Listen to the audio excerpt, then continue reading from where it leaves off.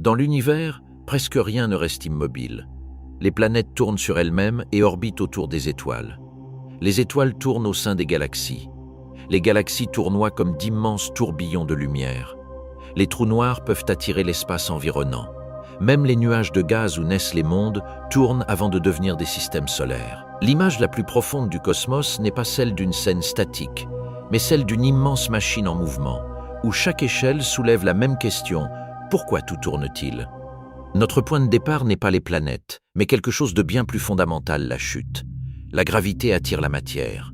Deux objets massifs s'attirent mutuellement. Un nuage de gaz se contracte. Un rocher tombe vers une planète. Une étoile attire une comète. Mais dans l'univers réel, presque rien ne tombe en ligne droite vers le centre de gravité.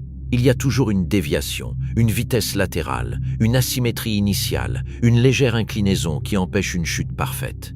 Cette petite déviation change tout. Lorsqu'un objet s'approche d'une masse plus importante avec une certaine vitesse latérale, il ne plonge pas directement vers le centre. Sa trajectoire est courbe.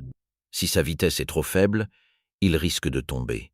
Si elle est trop élevée, il risque de s'échapper. S'il est en équilibre, il reste en orbite. Une orbite est, en substance, une chute perpétuelle qui n'atteint jamais tout à fait le sol.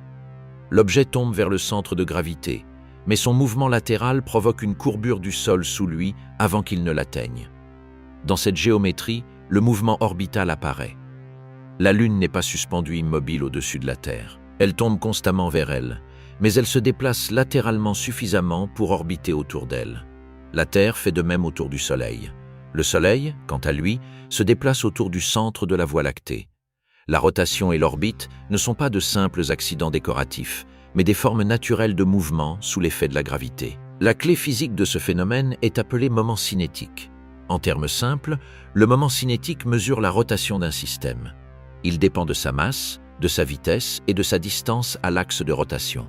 Plus la matière est éloignée du centre, et plus elle se déplace latéralement rapidement, plus son moment cinétique est grand. Ce qui est extraordinaire, c'est que, si aucune force extérieure ne le modifie, ce moment cinétique se conserve.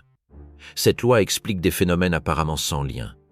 Une patineuse artistique tourne plus vite lorsqu'elle rapproche ses bras de son corps. Aucune énergie magique n'apparaît. Son moment cinétique se conserve. En réduisant la distance entre ses bras et l'axe de rotation, sa vitesse de rotation augmente. Un phénomène similaire se produit dans l'espace, mais à des échelles colossales. Un nuage de gaz géant, ténu et froid, peut tourner très lentement. Si la gravité le comprime, sa taille diminue.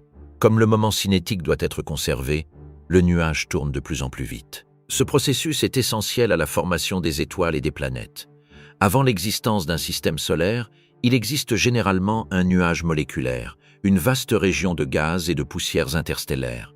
Ce nuage n'est pas totalement immobile. Ses particules se déplacent dans différentes directions. On y observe des turbulences, des ondes de choc, des influences gravitationnelles d'étoiles voisines et des vestiges d'anciennes explosions stellaires. Bien que le mouvement moyen puisse paraître faible, il existe presque toujours une rotation nette. Lorsqu'une région du nuage commence à s'effondrer sous l'effet de la gravité, cette rotation devient plus importante. La gravité attire la matière vers le centre. Le nuage se contracte. Mais la matière en mouvement latéral ne peut pas tomber directement vers le centre sans perdre son moment cinétique. Comme le moment cinétique se conserve, le nuage s'aplatit. Il en résulte un disque en rotation. Au centre, une étoile se forme. Autour d'elle se forme un disque protoplanétaire, une structure aplatie de gaz et de poussière tournant globalement dans la même direction. Au sein de ce disque, les planètes naissent. De petites particules entrent en collision et s'agglomèrent. Elles forment alors des grains plus gros, des roches, des planétésimaux et des protoplanètes. Chaque collision redistribue le mouvement, mais le système tout entier conserve son moment cinétique. C'est pourquoi les planètes d'un même système orbitent généralement dans un même plan et dans la même direction générale. Le système solaire conserve la mémoire du nuage originel qui l'a formé.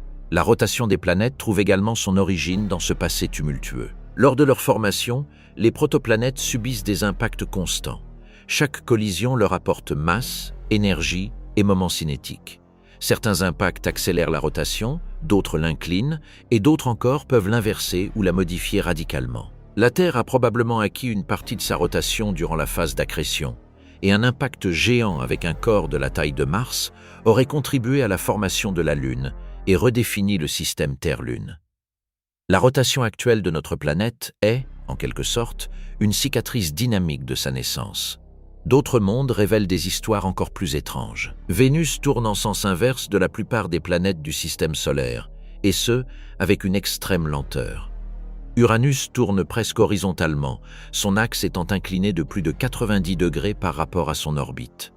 Ces particularités suggèrent des impacts géants, des interactions gravitationnelles complexes ou des processus internes capables de modifier la rotation originelle. Dans chaque cas, la rotation n'a pas disparu, elle a été transformée. Les lunes héritent également de ces mouvements et les modifient. De nombreuses lunes naissent des disques gravitationnels autour de jeunes planètes, tels des systèmes solaires miniatures. D'autres sont capturées par la gravité. D'autres encore se forment suite à des impacts. Au fil du temps, les forces de marée gravitationnelle synchronisent leur rotation. La Lune présente toujours la même face à la Terre, car sa période de rotation correspond à sa période orbitale. Cela ne signifie pas qu'elle ne tourne pas sur elle-même, mais qu'elle effectue une rotation complète sur elle-même pour chaque orbite autour de notre planète. La synchronisation des marées démontre que la rotation évolue. La gravité n'attire pas seulement, elle déforme aussi. La Terre étire doucement la Lune, et la Lune provoque des marées sur Terre. Ces déformations agissent comme des freins ou des accélérateurs. La rotation de la Terre ralentit très lentement, tandis que la Lune s'éloigne lentement. Le moment cinétique n'est pas perdu. Il est transféré entre la rotation de la Terre et l'orbite lunaire.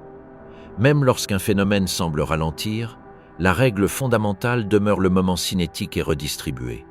Le même phénomène se produit à plus grande échelle. Les étoiles tournent sur elles-mêmes, car elles naissent de nuages en rotation. Mais au cours de leur vie, elles peuvent perdre une partie de cette rotation à cause des vents stellaires et des champs magnétiques. Le Soleil, par exemple, tourne plus vite à l'équateur qu'au pôle, car ce n'est pas un corps solide, mais une sphère de plasma. Sa rotation révèle sa nature fluide et magnétique. Dans les étoiles plus massives ou plus jeunes, la rotation peut être beaucoup plus rapide, au point de déformer leur forme et de modifier leur évolution. Lorsqu'une étoile meurt, la conservation du moment cinétique peut engendrer des phénomènes extrêmes.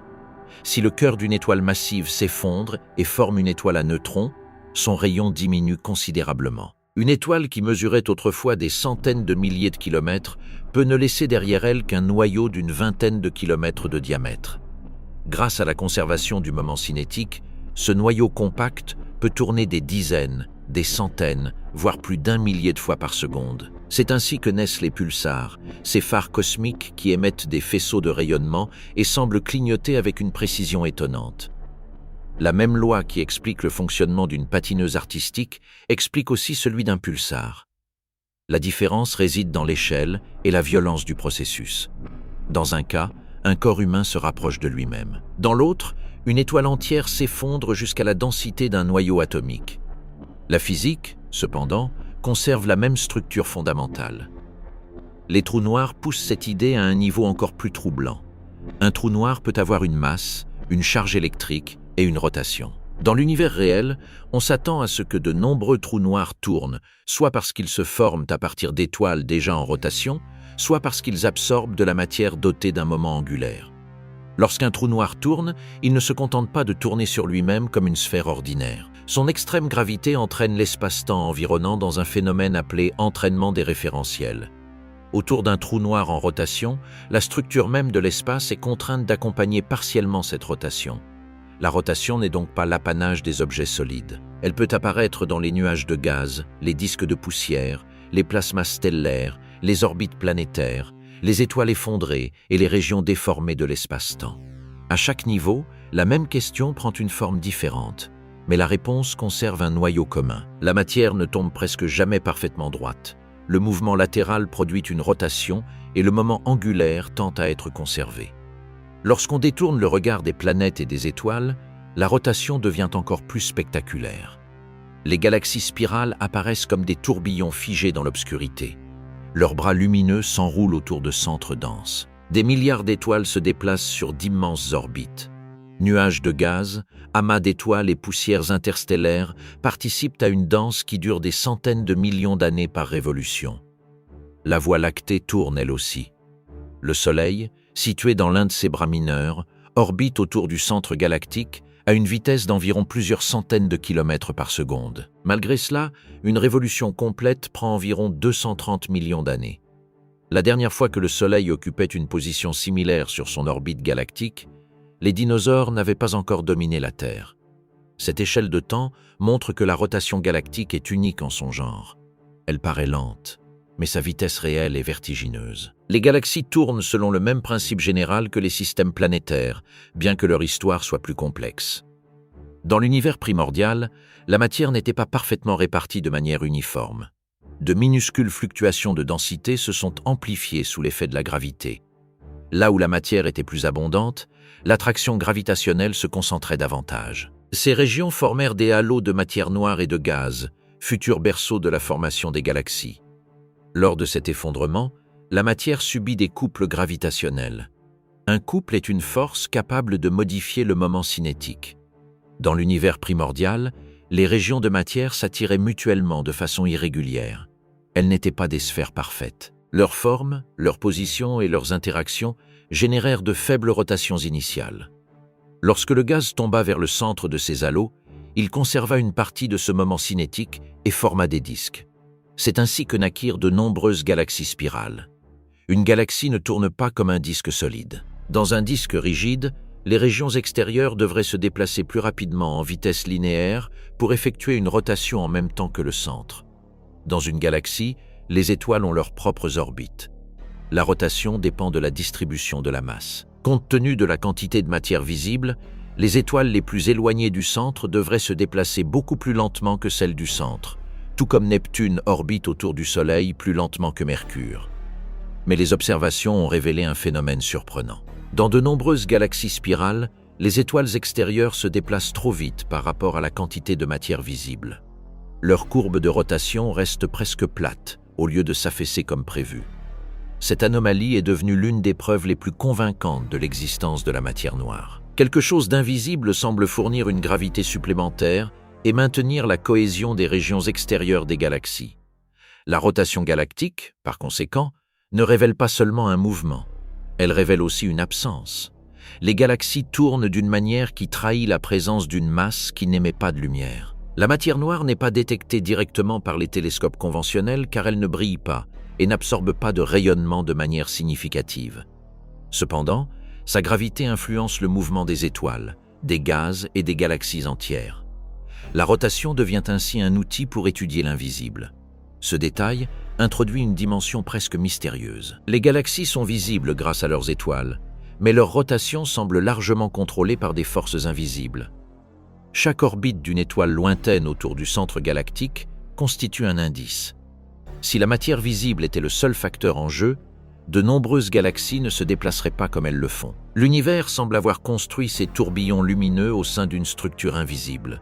La rotation des galaxies explique également leur forme. Dans une galaxie spirale, le gaz peut se refroidir et s'aplatir en un disque. Des bras spiraux s'y forment, non pas comme des structures rigides, mais comme des ondes de densité. Les étoiles et les nuages de gaz se déplacent à l'intérieur et à l'extérieur de ces régions, où la matière est comprimée et peut déclencher la naissance de nouvelles étoiles. Les bras spiraux brillent, car ils contiennent de nombreuses jeunes étoiles massives et bleues. Mais ce ne sont pas des bras de matière fixe tournant comme des pales d'éventail. Ce sont des motifs dynamiques au sein d'un disque en rotation. Les galaxies elliptiques racontent une histoire différente.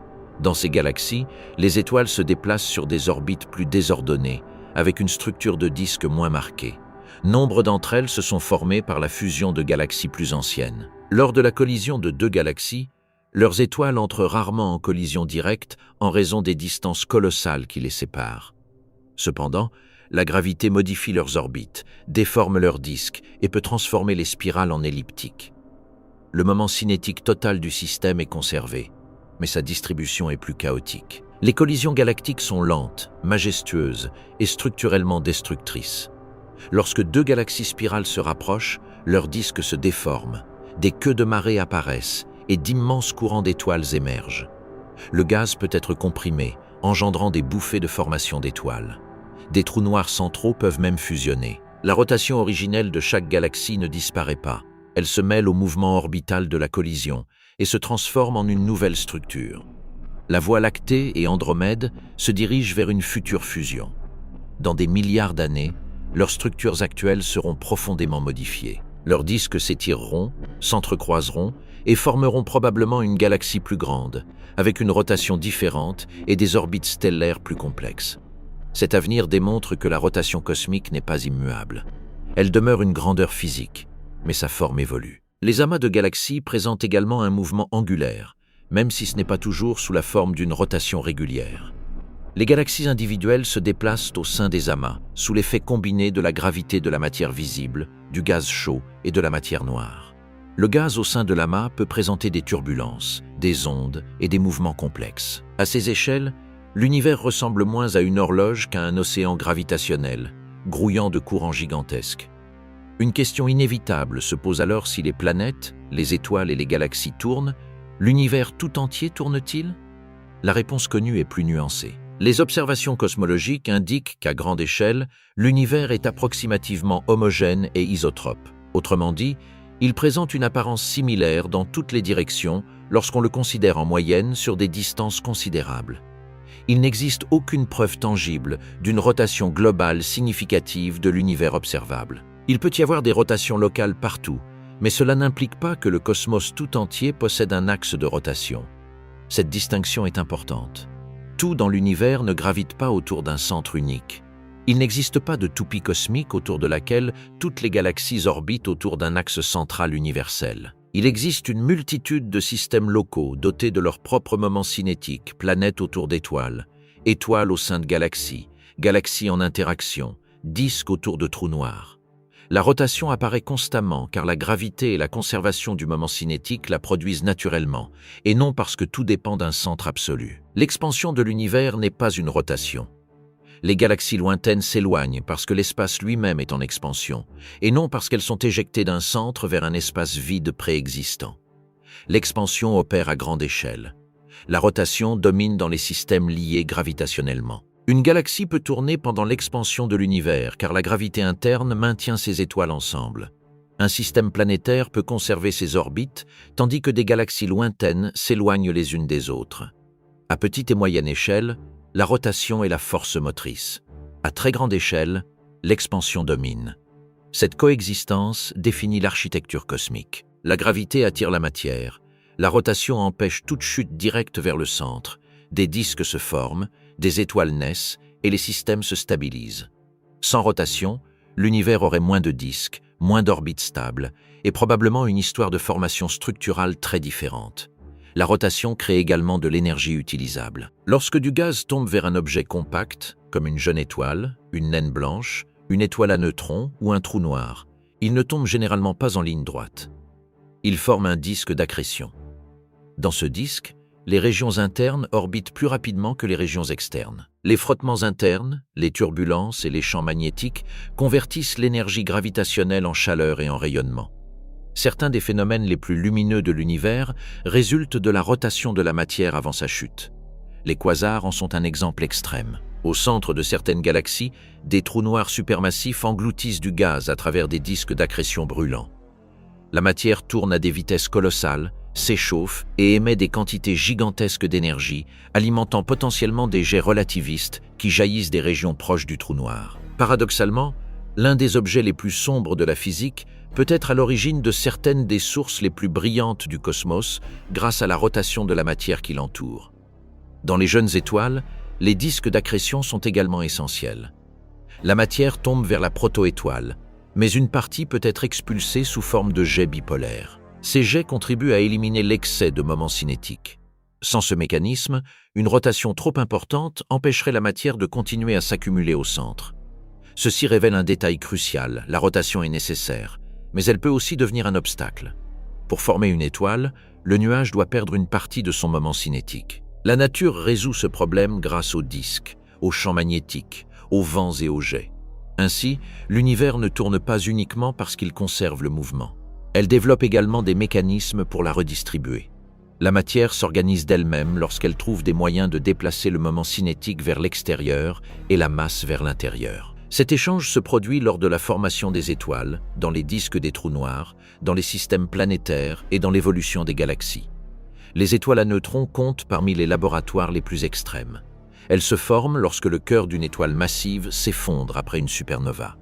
La matière est comprimée à des densités inimaginables. Une cuillère à café de matière d'étoile à neutrons aurait une masse gigantesque.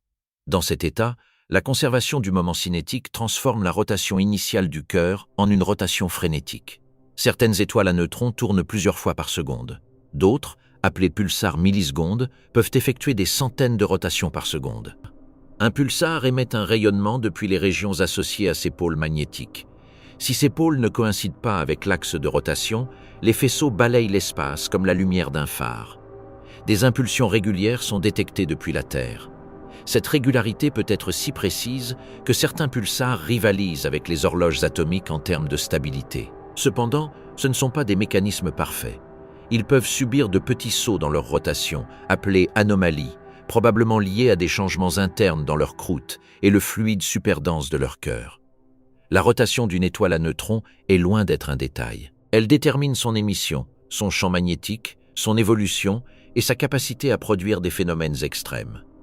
Dans les magnétars, étoiles à neutrons dotées d'immenses champs magnétiques, la rotation et le magnétisme jouent un rôle dans les sursauts de rayons X et gamma. Dans les systèmes binaires, une étoile à neutrons peut capter de la matière de son compagnon. Cette matière, porteuse d'un moment cinétique, forme un disque et accélère la rotation de l'objet compact. C'est ainsi que les vieux pulsars sont recyclés et transformés en pulsars millisecondes. Mais il existe une limite. Si une étoile à neutrons tournait trop vite, la force centrifuge à son équateur pourrait vaincre la gravité qui assure la cohésion de la matière. L'étoile commencerait alors à perdre de la masse ou se déformerait considérablement. La physique de la rotation impose des limites. Aucun objet matériel ne peut tourner arbitrairement vite sans conséquence. Les trous noirs présentent une limite encore plus radicale. Un trou noir en rotation est décrit par la solution de Kerr en relativité générale. Sa rotation affecte l'horizon des événements et crée une région extérieure appelée ergosphère, où l'espace-temps est tellement étiré qu'aucun objet ne peut rester parfaitement immobile par rapport à des observateurs distants. Là, la rotation devient une propriété géométrique de l'espace. En théorie, il est possible d'extraire de l'énergie d'un trou noir en rotation. Les processus physiques, associés à l'ergosphère et au champ magnétique, peuvent transformer une partie de l'énergie rotationnelle en rayonnement ou en jet relativiste. Cette idée est fondamentale pour comprendre certains noyaux galactiques actifs, où des trous noirs supermassifs projettent des jets de particules à des distances colossales. La rotation du trou noir et du disque qui l'entoure peut agir comme une centrale gravitationnelle. La rotation des trous noirs est également mesurée indirectement par l'observation des disques d'accrétion et des ondes gravitationnelles. Lors de la fusion de deux trous noirs, leur masse et leur rotation influencent le signal ondulatoire qui se propage dans l'espace-temps. Les détecteurs d'ondes gravitationnelles enregistrent ces signaux sous forme de distorsions infimes. À partir de ces distorsions, on déduit les propriétés d'objets qui n'émettent pas de lumière. La rotation devient alors une signature invisible, détectée par ces effets. À une échelle plus petite, la rotation planétaire a également des conséquences profondes. La Terre tourne, ce qui explique l'alternance du jour et de la nuit. Sa rotation engendre un renflement équatorial, influence la circulation atmosphérique et océanique par l'effet Coriolis et contribue à l'organisation des ouragans, des courants océaniques et des phénomènes météorologiques. Sans rotation, le climat terrestre serait radicalement différent. Un hémisphère pourrait être exposé au rayonnement solaire pendant des périodes beaucoup plus longues, et la dynamique atmosphérique perdrait une partie de sa structure actuelle. Le champ magnétique terrestre est également lié au mouvement interne de la planète. Dans le noyau externe, le fer liquide conduit l'électricité et se déplace par convection, sous l'influence de la rotation terrestre. Cette géodynamo génère le champ magnétique qui protège la surface d'une partie du vent solaire. La rotation seule ne crée pas le champ magnétique, mais elle contribue à organiser les mouvements internes qui le maintiennent. Sur d'autres planètes, la relation entre rotation, composition interne et magnétisme produit des résultats très différents. Jupiter, avec sa rotation rapide et son intérieur conducteur, possède un champ magnétique colossal. Mars, en revanche, a perdu son ancien champ magnétique global, ce qui a influencé l'évolution de son atmosphère. La rotation détermine également la forme des planètes géantes.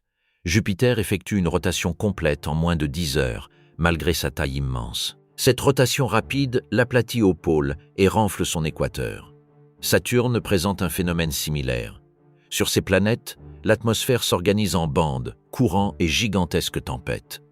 La grande tache rouge de Jupiter est un vortex atmosphérique persistant, une tempête qui illustre comment la rotation planétaire peut engendrer des structures durables dans les fluides. Même les anneaux planétaires sont des systèmes en rotation. Les anneaux de Saturne ne sont pas des structures solides, mais d'innombrables particules de glace et de roche, chacune orbitant autour de la planète à sa propre vitesse. Les particules internes se déplacent plus vite que les externes. De petites lunes sculptent des espaces et des bords par résonance gravitationnelle. Les anneaux semblent fragiles, mais ils obéissent à une dynamique orbitale précise, où chaque fragment conserve et modifie son moment cinétique en interaction avec ses voisins. Les astéroïdes offrent une autre perspective. Nombre d'entre eux tournent sur leur propre axe, certains avec des formes irrégulières. La lumière du Soleil peut modifier lentement la rotation d'un astéroïde par un phénomène appelé IORP, dû à l'absorption et à la réémission inégale du rayonnement. Avec le temps, un astéroïde peut accélérer sa rotation jusqu'à se fragmenter ou former un système binaire. Dans ce cas, même la lumière exerce une influence cumulative sur la rotation. L'univers n'a pas besoin de chocs massifs pour modifier la rotation d'un petit corps. Parfois, une infime pression agissant pendant des millions d'années suffit. Les comètes tournent également, et leur rotation peut être modifiée lorsqu'elles éjectent des jets de gaz en s'approchant du Soleil. Ces jets agissent comme de minuscules systèmes de propulsion naturelle. Ils modifient la période de rotation, l'orientation du noyau, et peuvent contribuer à la formation de fractures. Pour les petits corps, la rotation est un processus vivant, sensible à la lumière, à la chaleur, à la sublimation de la glace et à la forme irrégulière de l'objet. Malgré toutes nos connaissances, la rotation cosmique soulève encore des questions. L'une d'elles concerne l'alignement des galaxies et des structures à grande échelle. Certaines études explorent d'éventuels schémas d'orientation des galaxies ou des quasars. La cosmologie standard postule qu'à des échelles suffisamment grandes, les orientations sont essentiellement aléatoires. Cependant, certaines observations ont suggéré des alignements qui nécessitent encore une analyse approfondie, davantage de données et un contrôle des biais. Si l'un de ces schémas s'avérait réel et significatif, il pourrait apporter des éclaircissements sur les processus de l'univers primordial ou sur la formation de la toile cosmique. Une autre question se pose concernant les disques protoplanétaires. Bien que l'idée générale de la formation des planètes soit bien établie, les détails restent complexes. Comment les grains de poussière se transforment-ils en planétésimaux? Comment les planètes migrent-elles au sein du disque? Comment le moment cinétique est-il distribué? Pourquoi certains systèmes adoptent-ils des orbites ordonnées, tandis que d'autres présentent des orbites inclinées ou excentriques? Autant de problèmes encore à résoudre. La rotation est au cœur de tous ces phénomènes. Le mystère de la rotation solaire et stellaire persiste également. Les étoiles ne sont pas des sphères rigides. Leur rotation différentielle, leur champ magnétique et leur cycle d'activité interagissent de manière complexe. Dans le Soleil, le cycle des taches solaires est lié à la dynamo-magnétique interne, qui dépend du mouvement et de la rotation du plasma. Dans d'autres étoiles, des rotations plus rapides peuvent engendrer une activité magnétique intense, de puissantes éruptions et des environnements hostiles pour les planètes voisines. La relation entre la rotation et l'habitabilité représente un domaine de recherche particulièrement fascinant. Une planète tournant trop lentement peut connaître des contrastes de température extrêmes. À l'inverse, une planète tournant très rapidement peut présenter une circulation atmosphérique particulière, des jours courts et des conditions météorologiques complexes. Les planètes en rotation, synchrones autour des naines rouges, présentent toujours la même face à leur étoile, avec un hémisphère diurne et un hémisphère nocturne permanent. Longtemps considérées comme inhabitables, ces planètes font aujourd'hui l'objet de modèles atmosphériques suggérant que, sous certaines conditions, une atmosphère suffisamment dense pourrait redistribuer la chaleur. La rotation, ou son absence relative, peut déterminer le climat des mondes lointains. Mesurer la rotation des exoplanètes est complexe. Certaines méthodes permettent de l'inférer à partir de variations de luminosité, de spectre ou de cartes thermiques indirectes. Avec l'amélioration des télescopes, la rotation des planètes extrasolaires pourrait devenir un indice crucial pour comprendre leur atmosphère, leur histoire de formation et leur habitabilité potentielle. Chaque planète posséderait non seulement une masse et une orbite, mais aussi son propre rythme. La rotation influence également la perception du temps en relativité. À proximité d'objets massifs en rotation, la structure de l'espace-temps se modifie. La combinaison d'une gravité intense et de la rotation produit des effets qui n'existent pas en physique classique. Sur Terre, ces effets sont infimes, mais ils doivent être pris en compte dans les technologies de haute précision telles que les systèmes de navigation par satellite, où la relativité générale et restreinte influence la mesure du temps. Dans les trous noirs, ces effets deviennent extrêmes. La rotation cesse d'être une simple propriété mécanique et devient une profonde distorsion de l'environnement où se produisent les événements. La question initiale, pourquoi tout tourne-t-il, révèle plusieurs niveaux de compréhension. Premièrement, tout tourne car presque rien ne naît sans mouvement latéral. Deuxièmement, tout continue de tourner car le moment cinétique se conserve. Troisièmement, la gravité amplifie la rotation en comprimant la matière. Quatrièmement, l'univers redistribue cette rotation par le biais de collisions, de marées, de disques, de champs magnétiques, de vents et de fusions cosmiques. Cinquièmement, la rotation devient un outil pour détecter l'invisible, de la matière noire au trou noir. Mais il existe aussi une réponse plus philosophique, bien qu'ancrée dans la physique. L'univers tourne car le mouvement est plus naturel que le repos absolu. Un repos parfait exigerait une symétrie parfaite, des conditions exactes et une absence de perturbations. Le cosmos réel est né avec des fluctuations. Chaque infime différence comptait. Une minuscule déviation dans un nuage de gaz a donné naissance à un disque. Une collision entre protoplanètes a incliné un axe. Une fusion galactique a réorganisé des milliards d'étoiles. Une étoile effondrée a multiplié sa rotation jusqu'à devenir une balise radio. La rotation est une forme de mémoire. Une planète conserve les traces des impacts qui l'ont formée. Une étoile conserve une partie du mouvement du nuage qui lui a donné naissance. Une galaxie préserve l'histoire des forces primordiales, des fusions et de la matière noire. Un trou noir conserve, dans sa rotation, les signes de l'étoile qui s'est effondrée ou de la matière qui l'a engloutie. Chaque tour est une inscription dynamique du passé. Il s'agit aussi d'équilibre. Sans rotation orbitale, les planètes tomberaient sur leurs étoiles ou s'échapperaient dans l'espace. Sans disque en rotation, la formation des étoiles et des planètes serait moins efficace. Sans transfert de moments cinétiques, de nombreuses structures ne pourraient évoluer.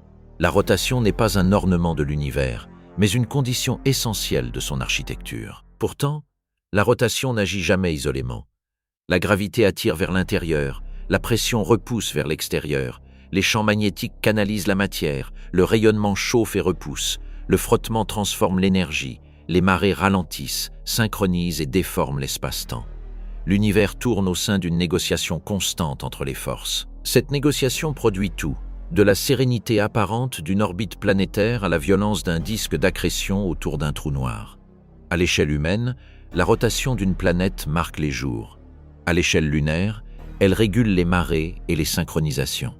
À l'échelle solaire, elle accompagne les cycles magnétiques. À l'échelle galactique, elle révèle la matière invisible. À l'échelle relativiste, elle étire l'espace-temps. La même idée sous-tend tout lorsque la matière se meut sous l'effet de la gravité et conserve son moment cinétique.